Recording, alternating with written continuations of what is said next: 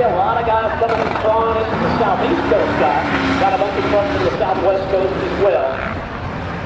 And you could not ask for a more beautiful day to be doing this, I don't believe. I mean, weather in the evening is beautiful. This is perfect as well.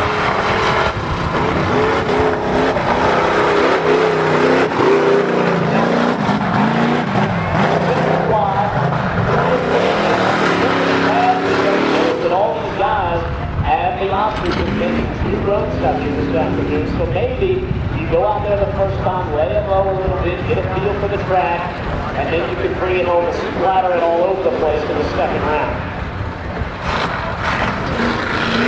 So that's the second hit track at just under